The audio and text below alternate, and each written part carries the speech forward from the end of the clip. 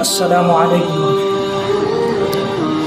أيها الأساتذة الأجلاء وزملاء الكرام، إني أريد أن ألقي بين أيديكم عدة كلمات حول الموضوع استقبال شهر ذي الحجة الحرام وذكرى تضحيات إبراهيم عليه السلام، فالرجاء منكم الاستماع. الحمد لله رب العالمين، والصلاة والسلام على سيد المرسلين محمد بن عبد الله الأمين وعلى آله وأصحابه أجمعين.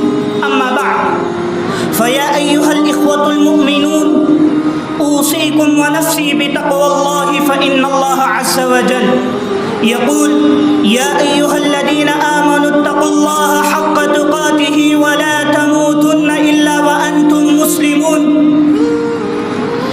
فيا معشر المسلمين، إن طريق النجاح والسعادة في هذه الدنيا ليس سهلا ممهدا، ليس مفروشا بالأوراد والرياحين، ولكنه مفروش بالأشواك والقتاد. وإن الفوز بسعادة الآخرة وحلاوة الحب والإيمان لا يتيسر إلا بالتضحية وبذل النفوس والنفائس وإنفاق الرخيص والغالي في سبيل الحق.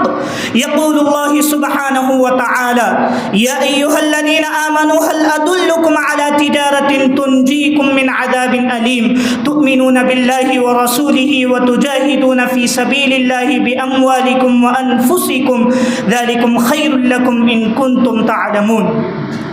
أيها الإخوة الكرام، إنكم مستقبلون في وقت قريب جدا شهر ذي الحجة الحرام، وشهر الحج والأضحية، وشهر التشريق والتلبية والتقرب إلى الله.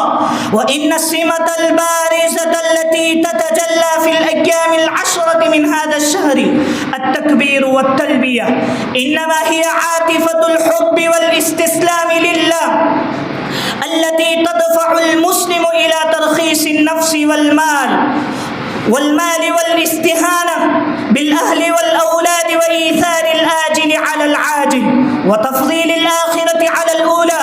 وللآخرة خير لك من الأولى، ولسوف يعطيك ربك فترضى. ذلك أن الله سبحانه وتعالى أحب عبدا من عباده فأراد أن يمتحنه في أهله وولده، فصدق ذلك العبد في الامتحان ونجح في الاختبار، فأراد الله تعالى أن يخلد ذكرى هذا الحب والولاء وهذه المحنة والبلاء في سبيله، فشرع الحج إلى بيته وسن له مناسك ومعالم، وشرع الأضاحي التي هي رمز للفداء وعوض عن إراقة دم الأهل والولد وضمان للقبول. يا أيها الذين آمنوا، ولكل أمة جعلنا منسكا ليذكروا اسم الله على ما رزقهم من بهيمة الأنعام، فإلهكم إله واحد فله أسلموا وبشر المخبتين. أقول هذا وأستغفر الله لي ولكم ولسائر المسلمين من كل ذنب فاستغفروه إنه هو الغفور الرحيم. أنا أكتفي بهذه الكلمات، وآخر دعوانا أن الحمد لله رب العالمين.